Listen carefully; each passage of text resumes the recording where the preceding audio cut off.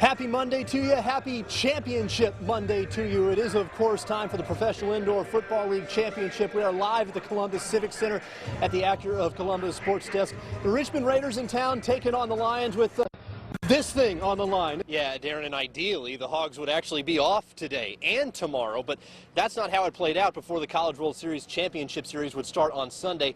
South Carolina freshman lefty Jordan Montgomery just absolutely shut down the Hogs last night, and that leads to tonight's do-or-die rematch. Batman and Robin, Ben and Jerry, Simon and Garfunkel, what are great duos throughout history?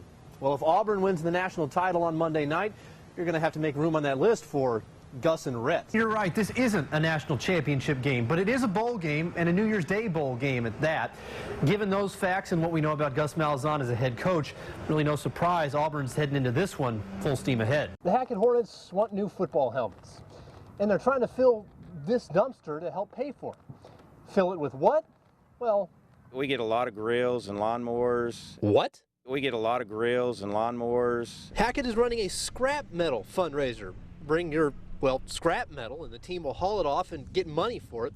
First one was about 2 years ago. Just an idea I come up with off the top of my head, and we tried it, and it worked out really good. We hauled off a lot of metal, made about $2,000 off of it. A new Arkansas Activities Association ordinance said helmets older than 10 years cannot be reconditioned. That, along with the cost for paint, footballs, and jerseys, put the Hornets in a bit of a bind. That forced us to have to buy about 22 new helmets to make sure we have enough helmets next year. This is an example of one of our older helmets, and one thing you can tell, the holes on top of it are really small. It doesn't let very much heat escape, and just the padding inside of it. This right here is one of the newer helmets that we bought. It's a different brand helmet. It's a really good helmet, and we're going to use these in our high school. So Coach Ray and the Hornets will take anything that can be tossed, hauled, or, well, driven into this dumpster. Safe to say, this is not your typical bake sale. In Hackett, Jonathan Huskey, 5 News Sports. How's that look? There's just nothing bigger as far as golf goes, and to get to go back there every April is just... it's unbelievable, and obviously a tremendous dream come true. He's Augusta's native son, first from the Garden City to win golf's greatest tournament. Now Larry Mize calls Columbus home, but once a year, he's back where it all changed. I'm just a big kid there. I still can't believe I'm there, you know, walking under the oak tree out to the putting green, going to the driving range, playing that golf course. It's just incredible, and I'm just a kid loving every minute of it. I'm so happy. 1987. Greg Norman, Seve Ballesteros, and little-known Larry Mize. The 11th hole. That wedge looks like it's got a lot of loss. So history. And to be a part of Masters history, even just a tiny little part, is just incredible. And to get to go back there every year is just an exciting time, and it's hard to put into words. Like I said, it's hard to get a feel for it. It's just incredible. Now, just down that way is the 11th green. That's where that famous chip took place. With one sand wedge, Larry Mize's life changed forever. He became a Masters champion, something he still is today, and something that still, he says, seems a little surreal.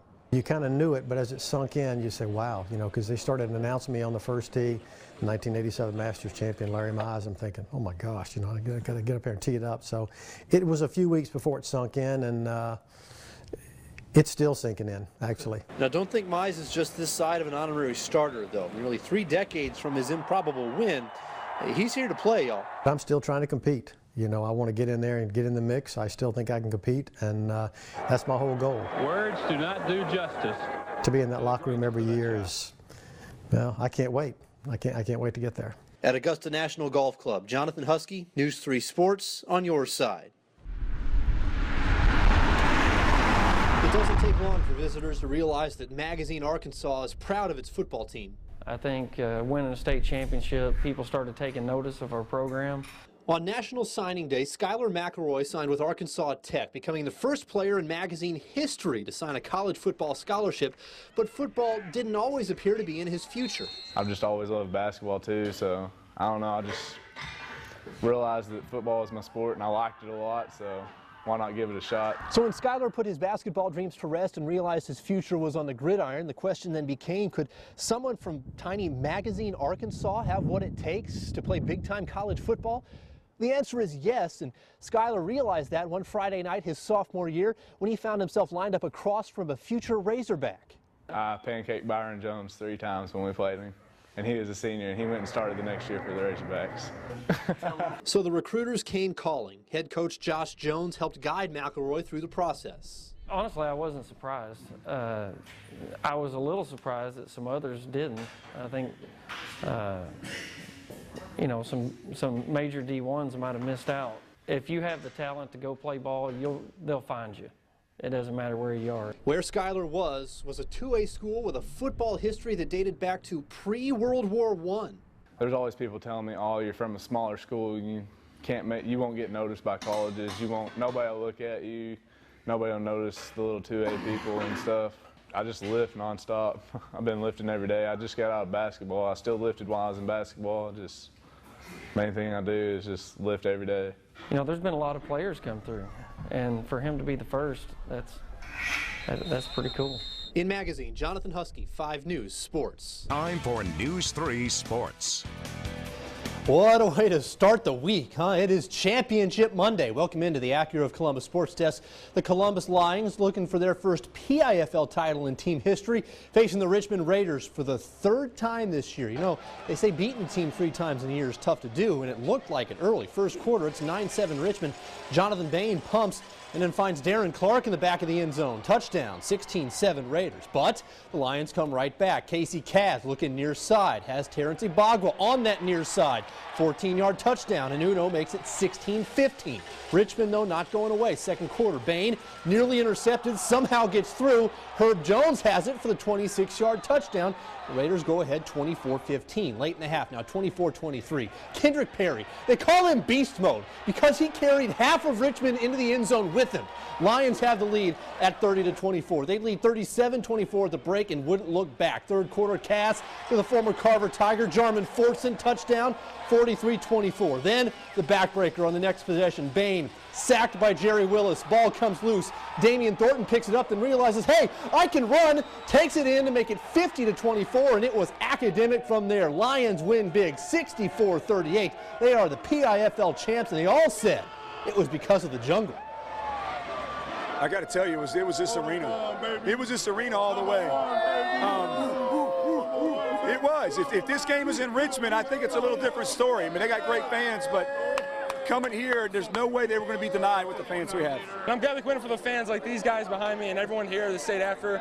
You know, that's why we play. That's why we have the best fans in the whole PIFL because, you know, see how loud they were tonight. It just feels good, man, just to get it done. Like I said, we work hard for this. This is all we strive for, so we feel good, man. It is Columbus's first PIFL title, second title in team history. They won the Southern Indoor Football League Championship back in 2010.